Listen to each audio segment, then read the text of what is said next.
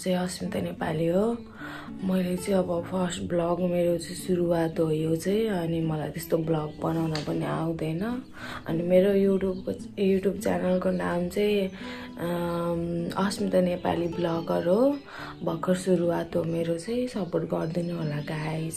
मलाई चाहिँ बोल्न पनि आउँदैन, त्यही पनि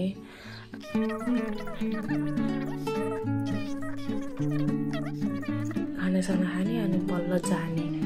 ओके, अब चाहिँ रेडी हुने हो।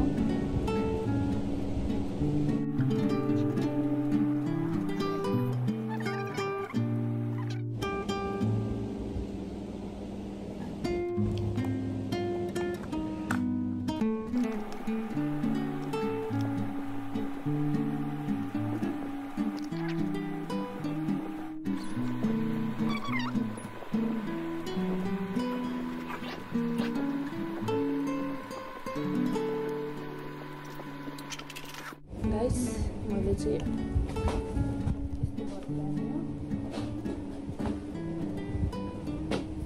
यही हो मेरो आउटफिट, सिम्पल। गाइज हामी चाहिँ अब हिँडेको घरबाट हामी चाहिँ अब पार्वतीतिर गएर यसो रमाइलो गर्ने भन्ने सोचमा छौँ। अब चाहिँ पेट्रोल हालेर अनि हामीहरू त उकालो लाग्छौँ, अफ रोड छ एकदम, अनि चलाउन नि गाह्रो हुन्छ होला। हाम्रो बाइक फेरि एकदम तात्तिन्छ छिटै। त्यति मलाई भ्लग गराउन नि आउँदैन, त्यही पनि हल्का हल्का गराइदिउँ न।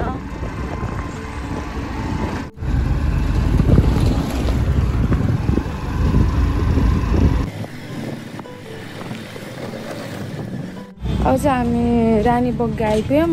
अब चाहिँ हाम्रो यो बाइक चाहिँ बिग्रियो भन्नाले मोबिल भ्याइन लाग्छ कि, अनि त्यो मोबिल चेन्ज गरेर अनि हामी त अफ रोड जानुपर्छ नि त। अनि अफ रोड जाँदाखेरिमा चाहिँ अलिक गाह्रो हुन्छ, मोबिल भ्याएर फेरि केही बिग्रिने हो कि भन्ने डरले हामी चाहिँ यहाँ मोबिल हालेर चेन्ज गरेर जाने हो गाइज।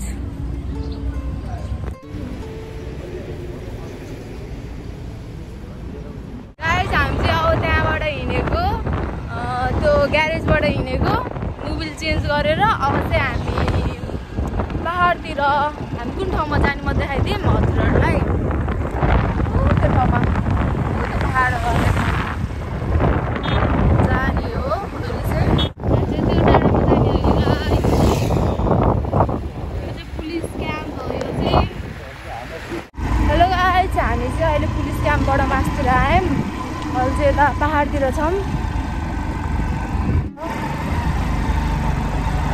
मलाई रमाइलो लागिरहेको छ अहिले चाहिँ एकदमै धेरै।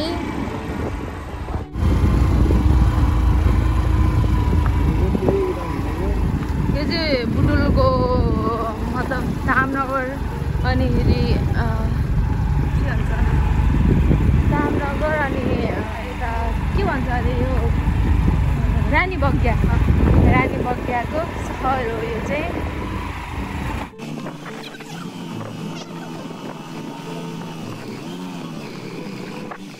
माइ लर्ड, डरलाग्दो बाटो हो कि छ्या। म त हिँड्ने अब राम्रोसँग चलाऊ है, मलाई डर लाग्छ कि फेरि। गाइज हेर्नुहोस् यस्तो बाटो म देखाइदिन्छु। अफरोड यस्तो 1 घन्टा लाग्छ कि यो बुटोलबाट फेरि पाल्पा जाँदाखेरि। गाइस यहाँको भ्यू चाहिँ बब्बाल छ है, फेरि खत्रै हो क्या। यहाँ आउने बित्तिकै मनलाई एकदम सुकुन हुन्छ। फेरि चौपारी छ यहाँ चाहिँ, जङ्गलको बिचसम्म एउटा चौपारी छ। अब यहाँ बसेर एउटा फोटो खिच्नु पर्छ ल, फोटो खिच्ने यस्तरी।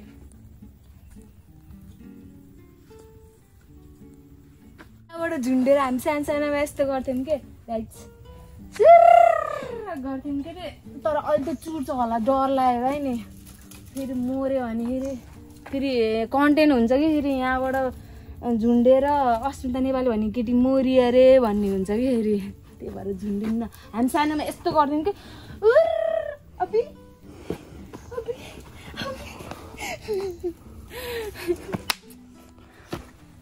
मजा आउँछ यहाँ चाहिँ। म यहाँ रुखमा पनि चढ्न सक्छु नि, सक्छु के रुखमा पनि।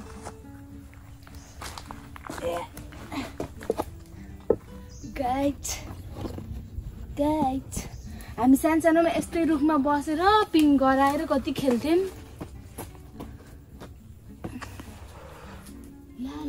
ला ऊ यहाँ माथि पनि जान सक्छु, बट अहिले चाहिँ मलाई चक्कर आउला जस्तो भयो। थुप्रै वर्ष भयो नि त म यस्तो रुखमा नचढेको, त्यो भएर डर लाग्यो कि मलाई त। यहाँबाट तल हेर्दा त केही भयो नि, यहाँबाट तल हेर्ने हो भने चाहिँ अलिक डर लाग्छ होला सायद। डर लाग्यो मलाई त, भयो नजाम भयो। ल म झर्छु है, म झर्छु।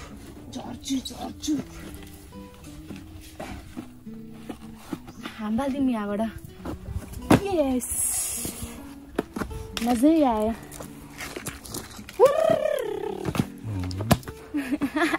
अब चाहिँ हामी यहाँनिर रेस्ट गर्ने एकछिन, फेरि जाने। यहाँबाट चाहिँ अब त्यो डाँडामा पुग्न हामी। म देखाइदिन्छु, त्यो माथिको डाँडामा पुग्न हो। त्यो डाँडामा पुगेर अनि हामी फर्किने, घुम्न जाने हो। म चाहिँ यस्तो पहाडहरूमा नगएको धेरै भयो के, घरमै रुममै बसेको वाक्क दिक्कै लाग्ने पनि। अनि यहाँनिर आनन्द, गाडीहरू पनि झ्याउ पनि छैन, अनि शान्त हो कि यो ठाउँ चाहिँ एकदम रमाइलो हो। हजुरहरू पनि घुम्न आउनुहुन्छ भने हाम्रो यही बुटुलको माथि पाल्पातिर हो यो तामनगरबाट मास्तिर गाउँतिर लाग्न पर्छ, पाल्पातिर पर्छ। आर्मी क्याम्पबाट यता मास्तिर पर्छ। आर्मी क्याम्पको बाटो आउने हो भने सिधै यहाँको बाटो रोड छ, त्यो रोडबाट सिधै अफ रोड हुँदै गाउँतिर जाने। कति रमाइलो गाउँ छ। अब म त्यहाँको पनि हजुरहरूलाई भ्यू देखाउँछु। एकदम दामी गाउँ छ, रमाइलो छ त्यो ठाउँ चाहिँ। ल गाइज अब चाहिँ हामी त्यो चौबारीबाट हिँडेको है, यस्तो बाटो हो। अनि त्यहीँ गएर भ्लग बनाउँछु। ओके, वाउ यहाँको भ्यू चाहिँ हरियो छ है।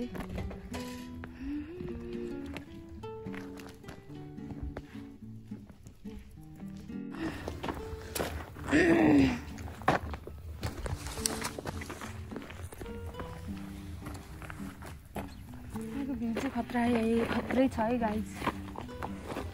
यहाँबाट त बुटुल देखिन्थ्यो पहिलाको, पुरै बादल जस्तो लाग्यो है। यो तलको घाँसलाई फेरि खन्ने हुन्छ। यस्तो भिरमा गएर कसरी काट्न सक्यो मान्छेहरूले घाँस? ए पनि। अनि फेरि यसलाई चाहिँ के भन्छ? यसलाई फेरि साल भन्छ। त्यसलाई फेरि हो नि, हो त्यसलाई फेरि धयारो भन्छ। हाम्रो गाउँतिर धयारो भन्छ। अनि योतिर त्यसको त फुल हुन्छ नि, त्यो फुल हुन्छ, पहेँलो फुल उम्रिन्छ। अनि त्यसको रस हामीले सानोमा खान्थ्यौँ कि यस्तै गुलियो हुन्छ, उस जस्तै हुन्छ के भन्छ अरे, औँखुको रस जस्तै हुन्छ क्या। हेर्नु गाइस, यतातिर भिर पनि छ, यस्तो भिर छ, हेर्नुहोस् होला। बाटो चाहिँ यहाँ यति मात्र, यहाँबाट यहाँसम्म मात्रै पिच भनेको, नत्र छैन। सबै अफ रोडमा त डर लागेर यस्तो भयो।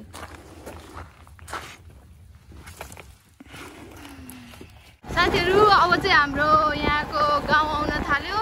यो गाउँको नाम चाहिँ झ्यामारा भन्छ अरे। यहाँ चाहिँ हामी चाहिँ अझै उतातिरको डाँडामा पुग्ने हो। टावर छ कि एउटा, त्यहाँनिर पुग्ने हो।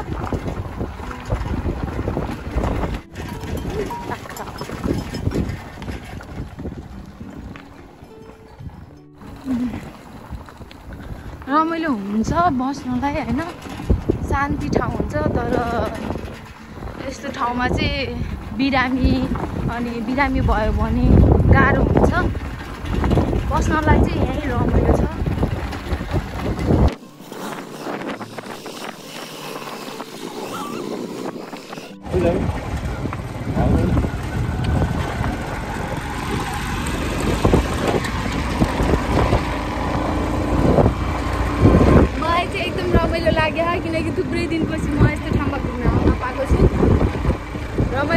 खुसी लाग्यो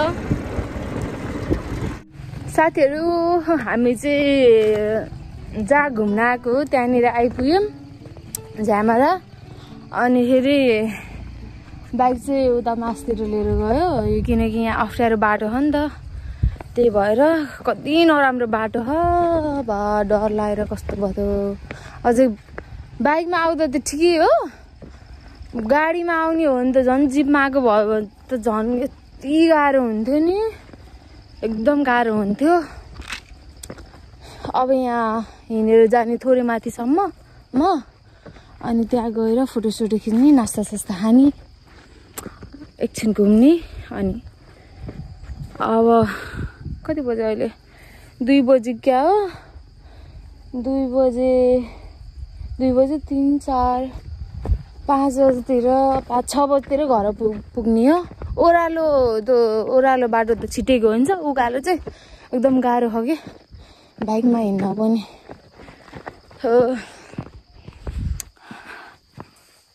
राम्रो ठाउँ छ यहाँ, घुम्न आउनु होला। बोल्न पनि आउँदैन मलाई त, यस्तो ठाउँ छ। अब म चाहिँ यो बाटो हिँड्ने अनि थोरै माथिसम्म जाने। यहाँ माथि घरहरू छ, यतातिर घर छ, अनि त्यहाँनिर गएर बस्ने, नास्ता खाने। अनि फोनको चार्ज पनि भ्याइन लागेको छ, एकछिन चार्ज गर्छु बल्ल ब्लग गराउँछु। को हो फाइनली पुग्यो गाइज। अहिले चाहिँ हामी झ्यामाराको टावरमा आइपुग्यौँ। 2टा टावर छ, एनसेलको र नमस्ते गर्न। अनि फेरि यो चाहिँ पिङ हो न, चर्के पिङ भन्छ क्या गाउँतिरको। यसरी खेल्ने, यहाँनिर कुर्ची जस्तो हुन्छ अनि यसरी घुम्छ यो, अनि खेल्ने हो कि। यहाँ चाहिँ कति रमाइलो छ न, यो सबभन्दा डाँडाको टपको डाँडा हो यो चाहिँ। अनि यहाँ यतातिर यो टावरको साइडमा घरहरू पनि छ। अब गएर नास्ता सास्ता खाइन्छ, फोटोसोटो खिचिन्छ।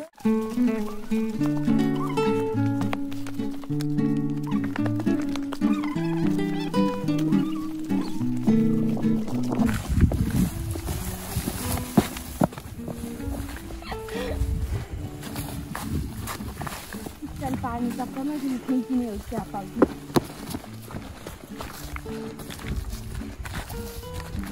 गाई हेर्नुहोस् कति राम्रो घर।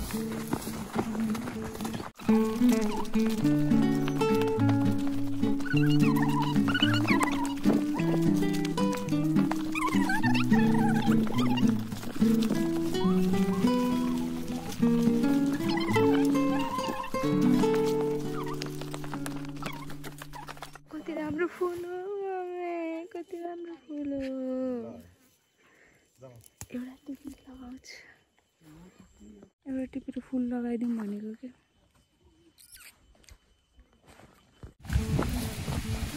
सिम्बलको रुख गाइज। अब यहाँ त फुलै फुल छ है। अब भाँच्यो यहाँ त बसेर आउनु पनि हेर्छु, त्यहाँनिर बसेर हेर्दैछ।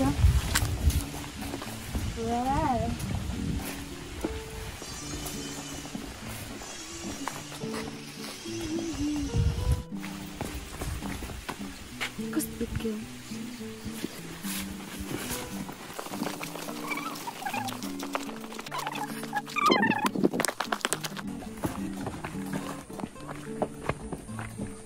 गाउँमा घुम्नको लागि कति मजा आउँछ। म यता दिन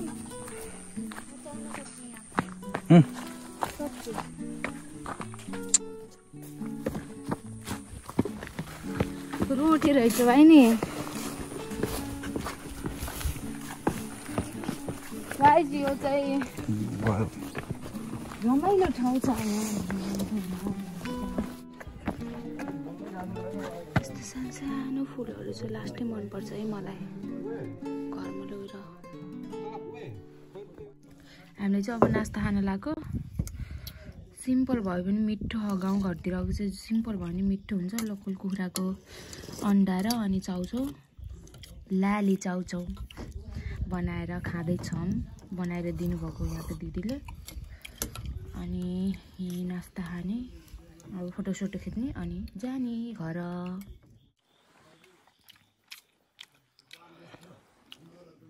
लास्टै भोक लाग्थ्यो, बिहान पनि भात थोरै खाएर आएको थिएँ। भोक लागेर खाएको मजा छुट्टै हो क्या गाइस। खाएँ ल।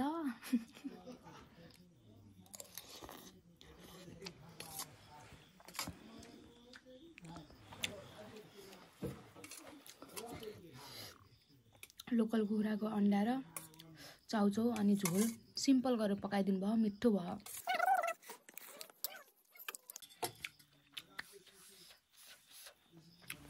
साथीहरू अब चाहिँ हामी हिँड्न लागेको, यहाँबाट हिँडिसकेको भन्दै पनि भयो। अब उता गएर गाडी चढे बाइक चढेर जाने हो। सो अब चाहिँ कस्तो घाम लाग्यो र अब जाने हो। अब 4:30 भइसक्यो हो। अब 4:30 भनेपछि 4, 5, 6 बजे पुगिन्छ। हामी 2 घन्टामा पुगिन्छ बस्दै बस्दै जाँदा। अब नबसिकन गयो भने त अनि एक घन्टामा पुगिन्छ, किनकि अब ओह्रालो 1 घन्टा पनि होइन, आधी घन्टामै पुगिन्छ होला। अनि फेरि आउने बेलामा चाहिँ एकदम गाह्रो हुन्छ। 1 घन्टामै आइन्छ नबसिकन। हामी बसेको गरेर 2 घन्टा लागेको उहाँबाट आउँदाखेरिमा। सो अब चाहिँ हामी जाने। बाई बाई भैँसी।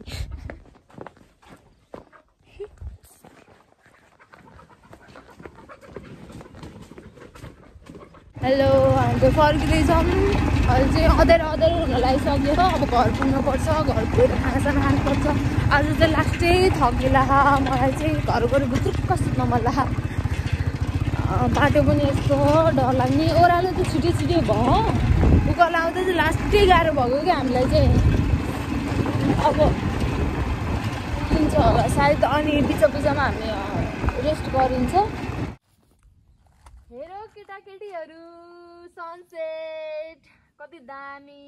अँध्यारो पनि भइसक्यो, हुन लाग्यो, घाम डुब्न लाग्यो। अब घर जाने भनेको टाइम लाग्छ अझै आधी घन्टा बाँकी छैन। त्यही माथि यो रुख फेरि चिल्ले रहेछ, पात पनि छैन। अनि त्यो पातको साइडबाट ट्याक्क सनसेट हेर्दाखेरि हरि दामी देखियो क्या। वाउ।